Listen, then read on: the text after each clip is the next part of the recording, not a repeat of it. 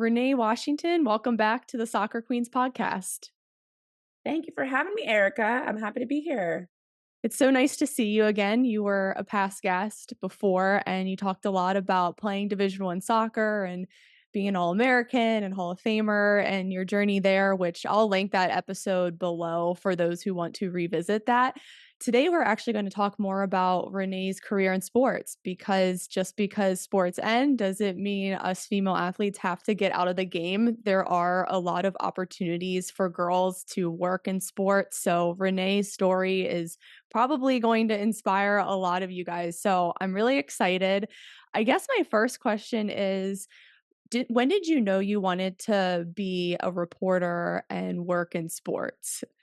Yeah, it's interesting because for me, I always tell people my path is very unique in that my undergraduate degree was in public relations. My double minors were in Spanish and psychology. I had a bunch of internships while I was at LaSalle University, but they were all in public relations, marketing, social media management, and then even my master's degree from Lehigh is in educational leadership. And that everything I've studied was completely different than what I'm actually doing today, but it does have influence in other ways, which is a whole other part that I'll get into as we go. I was interning, getting experiences, and through that, I was essentially learning a lot about myself. I was learning what I liked, I was learning what I didn't like. I was learning that I didn't like an office Monday to Friday, 8 to 5 type of a routine. I was learning I did like content creation and interacting with people and being at events and interviewing people. And so I just started pulling.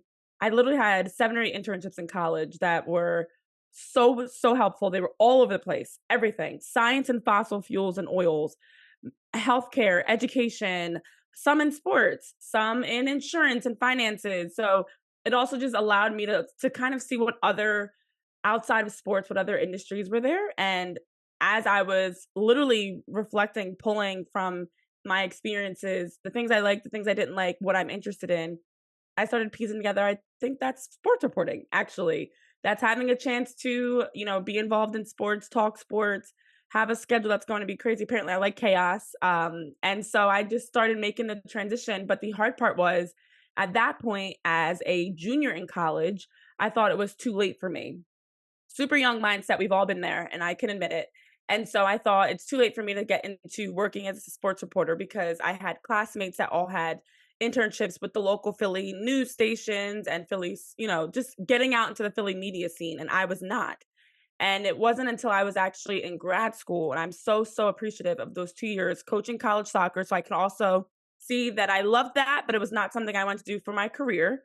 And I also just had a chance in a very short time to start to learn of like how to make that transition and started creating my own YouTube channel, website, blog writing. I started doing freelance writing for some different outlets and working with the Lehigh Athletics Department and literally making the decision that I'm going to take this leap of faith into an industry that I know I'm passionate about and see what happens.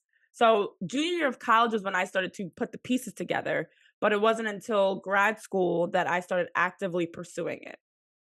That's quite the journey. And I actually didn't know you had dabbled in so many other industries prior to this. Did you learn any skills working in those other jobs and getting experience elsewhere that have translated into sports reporting? Definitely, definitely. I mean, I think that's one of the benefits that I feel like from my experiences, it helps in unique ways. So, for example, being someone that just started as an adjunct professor, where I teach an intro to sports broadcasting course actually to LaSalle University students, directly correlates with my educational leadership background. I've done a lot of work in the nonprofit space as a motivational speaker, doing TED Talks, things like that, which, in my opinion, do have a lot of overlap with the work I was doing in public relations and also with educational leadership. And then, even I think for me, having had that experience in PR, although brief, I work a lot with PR personnel. So, being able to understand kind of the other side of it and what they're doing, their press releases, their contact list, their event planning, I feel like has helped me to even have perspective as reporters work so closely with PR people. So it helps in unique ways. And I, you know, think there's value in everything that you do and everything that you learn. You also mentioned something so important about consistency when you start out. And I think when you're getting started in any career, you can get frustrated when you are being consistent with your work or content and things aren't quite sticking yet, or you're not blowing up and getting opportunities. How did you kind of push through those moments when it was just kind of like a slow process to like really get going? It's interesting. It's hard to do, but you have to find a way to kind of peel back all the pressure and layers to focus more on what you can control and what you can measure. And so I still to this day tell a lot of professionals, you have to try to quiet out the outside noise because society always tells us we're not doing enough. Even today, to this day, I still feel the pressure that I'm not doing enough or I'm not where I quote unquote deserve to be or should be. And you have to find a way to quiet that out, and you can still use it as motivation to keep going, to wanna do more, but you can't let it hinder you and discourage you. So I always say the biggest thing that helped me out is I journal and I write things out, and to be able to have like a log almost of my own progress that I can see where am I at now? What are things I was complaining about? What are things that I was stressing about or worried about or excited about back 6 months ago, a year ago, and to be able to see how much those things have evolved. But then on the other side, I'm always writing out like to-do lists and goals, everything from to-do lists, which are more task focused, but goals, which are more personal focused of, ambitions that I have.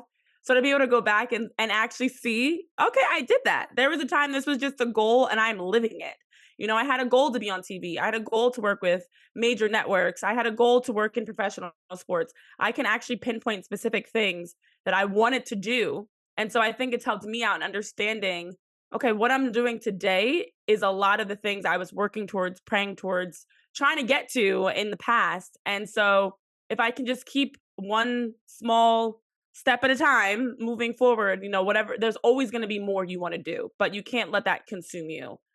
So I think it's just being able to enjoy the journey and not being so focused on what's next at all times, but allowing what's next to keep you motivated in the journey, if that makes sense.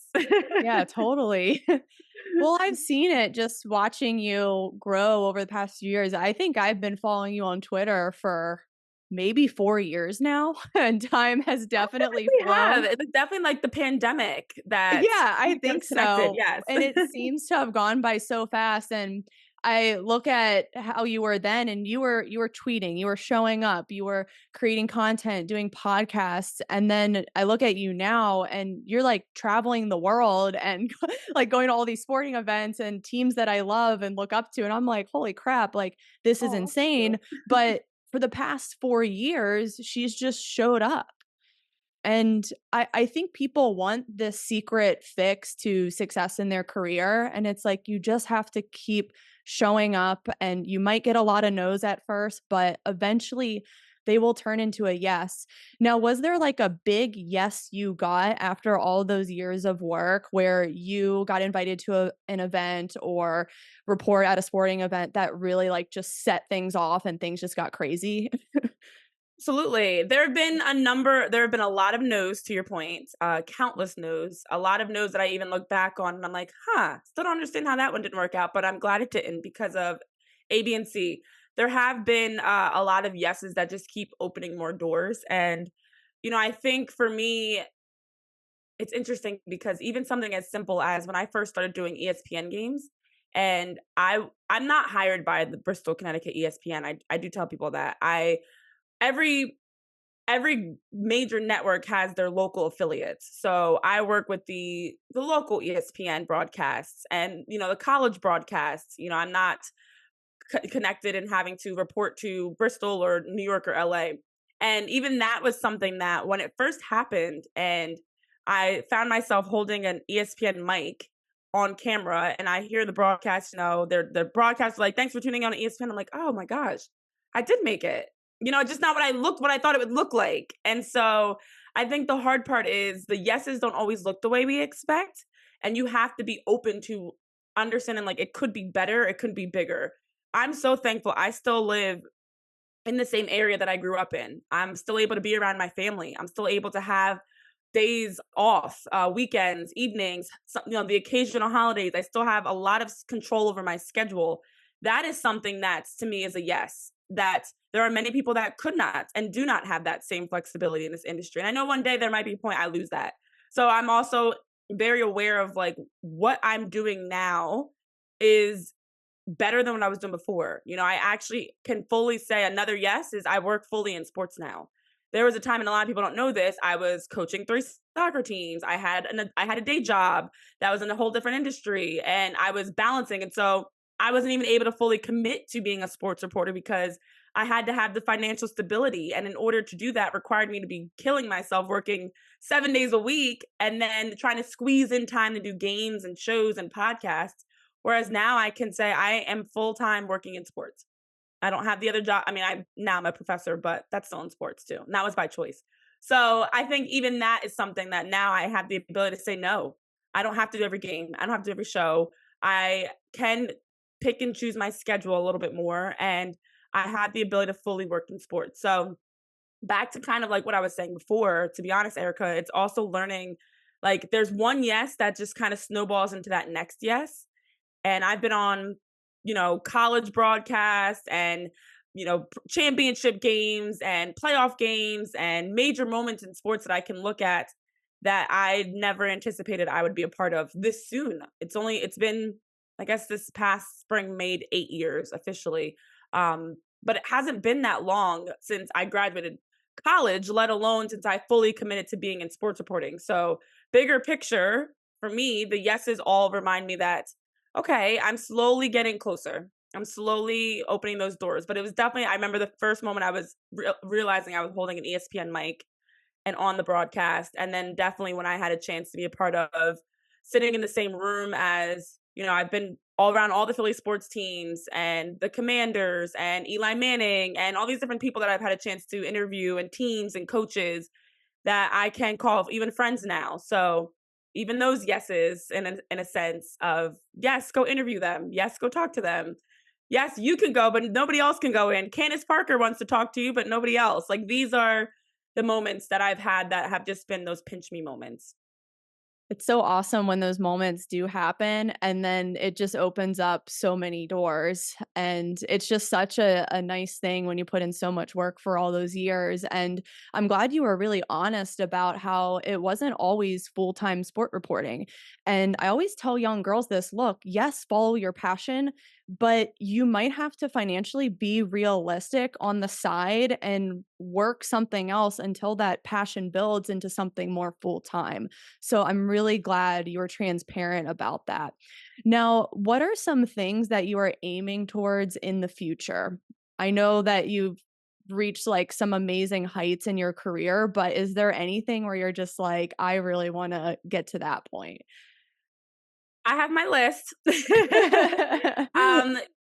For me, honestly, it's ironic. Like one big step for me was to be able to have a consistent space in a major sports audience. And so working with PHOI Sports, where I can host a daily Philly show, host a weekly Union show, and actively, consistently covering Philly sports was one of those steps for me because I have been doing so much in a freelancing space that I'm just kind of jumping from game to game, and it's hard to build that rapport and that relationship.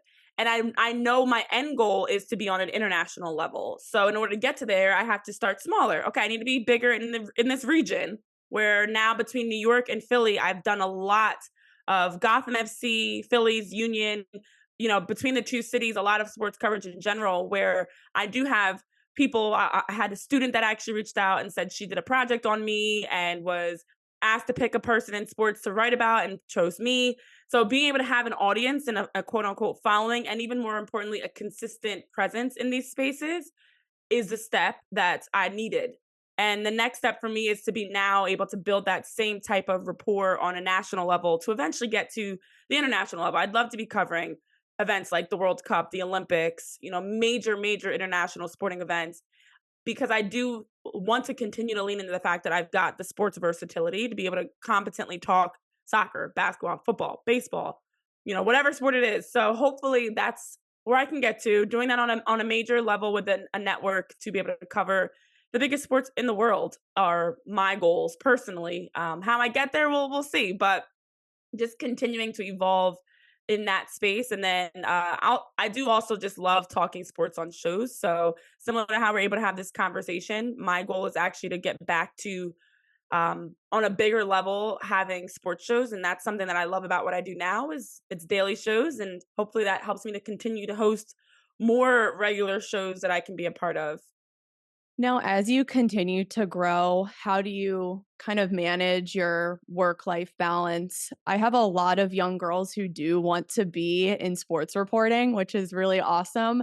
But I tell them it's a lot. It can be chaotic. It can be really high pressure and competitive. So how do you kind of like regulate yourself amidst everything going on? That is tough, and that's something I always try to be honest about. You know, there's no similar to, to success in general. There's no secret formula to balance. You have to just be open to listening to yourself and being honest about things. You know, like I'll even use our conversation for example of the fact that we were supposed to have this interview a little bit sooner, and I wanted to be fully present. And I knew that after coming back from New York late and having a quick turnaround the next morning, I wasn't going to be able to be fully present in this conversation. And it's difficult sometimes to be honest with yourself and say, I can't do it right now. I don't have it in me. You know, I need some time. I need to rest. I need to maybe revisit this. And so you learn that not everything has to be right now, right this second. There are some things that are more urgent. Obviously, if there's a game and I have to do a show for that game or something, I've got to get that done. There's no moving that around. But it's also learning how to balance and how to understand that you need to make time for yourself, which looks different for everyone. Everybody's level of stress, balance, frustration, fatigue, whatever it may be, is totally different. Like I know I can, compared to some others, I think I can handle a little bit more where I will have stretches where I won't have a day off, to be honest. But I work within that time pockets of time off where I am like, okay, I've got 4 or 5 hours. I'm going to shut down. I'm going to just decompress, watch that movie, put my phone away, get off the computer, whatever it may be. And that's just temporary for me though, because there was a time that was my norm all the time where I like barely had off. So I know I'm going to work in stretches of time. The summer is a great example of a time where people are like, you're all over the place. And I'm like, no, this is me taking off. This is me catching up on all the time I could not take off because I know once the fall season hits and we get into like August, that's it for me. It's the overlap of college sports, it's Major League Baseball playoffs, it's Major League Soccer playoffs. It's a lot. So you have to figure out within your own boundaries what works for you. Some people, they need to have 2 days off every week. Some people, like myself, I don't need that, but I need to make sure that in the course of that week, I'm intentional about making time to sleep, to nap, to eat, to watch TV, to go for a walk, to listen to music, whatever it may be. So I think the hardest thing about balance and self-care in general is it has to fit you. Self-care for me is not going to get my nails done. I get my nails done all the time because of I feel like I have to for work. Self-care for me is where I can just sit in my sweats and be the bum that I like to be of the sweatpants wearing, no makeup, no nothing, and and be a chance have a chance to be off is what I call it. Anytime I can be off, where I don't have to worry about what I'm saying, what I'm doing, I can just be myself. That is that is balance for me. So again, some people self-care looks different for them. I like to work in times to unplug, meditate, work out, going to church, anytime around prayer or my faith. Anytime even to just cook dinner and sit down and eat it is is a very little thing that goes a long way. Eating in my kitchen and not in the car or at work. So again, like you've got to find those little pockets of time. And then if you ever feel like your body, like my body does hit a wall at times and I'll start to get sick or I'll start to just feel achy. And I'm like, okay, I hear you. I hear you. It's time for some rest. We're going to finesse where we can to give some time off. So listen to your body. Listen to, you know, when you're not feeling motivated, when you're feeling stressed out, when you can't sleep, listen to yourself because your body will also tell you when it needs a break. I love that. And I think just really knowing what you personally need to kind of recharge is so important because some people want to be in their sweats like you, and then others want to go out and socialize with friends. So it's Yeah. totally different. And I also love what you said about like knowing what times of the year you are like going all in. So like during certain seasons, and then summer is like kind of more of your downtime, and just recognizing there's seasons to this type of work where you're going to hustle and then where you can kind of take a step back, which leads me to my last question. How did playing soccer or even just trying other sports growing up, just this whole journey you've had as an athlete, how has that helped you be so successful in your career now? Honestly, it's funny because I feel like my life as a soccer player was a whole different lifetime. Like, it feels, I don't know if you feel the same way, like, it literally feels like a whole different lifetime of being an athlete. But there are so many similarities, and it's kind of it's creepy to me because I remember growing up, a lot of people say how sports help you in life after, and it's you hear all the cliches, but it's the truth. And one good example is being seasonal. You know, growing up, especially when we were growing up, it's changed a little bit now where sports are now completely year round. But you had the seasons of, okay, it's fall, winter was more indoor soccer or futsal, spring was back out into playing, summer might have been more tournaments, and you actually could look ahead and kind of schedule the same way that I'm able to do as a reporter of knowing what my schedule is going to look like, the heavier times, the lighter times, where I'm going to be, gives me a chance to plan a little bit more. And it took me a while to even get to the point of being able to schedule. There was the longest time I had no idea what my routine was going to be, and I was just going with the flow. But I was able to take from my experiences as a soccer player that played soccer and basketball and ran track and played on my school teams and ODP teams and select teams, and having that balance of, okay, I'm going to go from my club practice to my school practice to my club practice. How do I prepare for that? It's picking out your clothes the night before and packing your bag. It's packing a lunch the same way my parents used to make me do as a kid. It's making sure that I take time to prepare if there's anything I need homework wise, whatever it is, to be proactive. I still do that to this day. I still carry a lunchbox. I still pick out my clothes as much as I possibly can. So it's taking some of those same small steps that help me juggle and manage and be at my best to correlate that into my work as a reporter. And then of course, the more direct ways is it gives me perspective, it gives me balance, it gives me comfort when I'm in these spaces because I've been on the other side. And so I know what it's like when you're preparing for a championship game, when you're in preseason. Right now, college sports are in the midst of the start of conference play. I remember what that was like getting into Atlantic 10 play. So being able to pinpoint in terms of my storytelling how players and coaches might be navigating through their own respective schedules and seasons. But I think it's more the personal stuff that it has absolutely helped me with. Even knowing, much like in sports as an athlete, timing. Timing is it you are constantly training, you're putting in extra work, you're getting extra reps. There'd be times my shot was off, my touch was off, my fitness, whatever it was, I'd go get extra reps the same way I do as a reporter. If I feel like there's a time, okay, maybe I'm gonna make more content this month and more social content just to pump out some more ways to show my ability to talk sports or clip some of my shows to share on social media. So I still get reps. I still go put up extra shots and get extra touches and extra fitness just in a different way in terms of reporting. So there's so many similarities and you don't realize it at first, but when you go back to how do I remain consistent?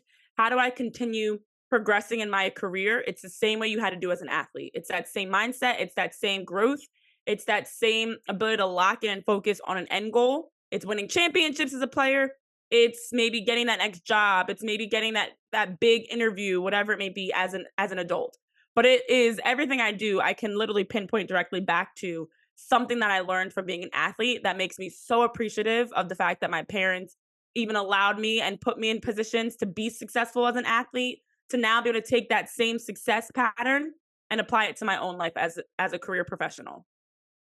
That was such a great explanation of how it crosses over into career, and I really encourage everyone to follow Renee, watch the past episode we did on her playing career because it'll make even more sense. It's just such an awesome story from her childhood all the way to Division 1 college. So, Renee, thank you so much. I'll include all of your social media links so people can follow you. Some of my girls have already followed you because they want to be sports Oh. reporters. So, just super inspiring discussion today. And thank you again for coming on. And I'll see everyone on the next episode.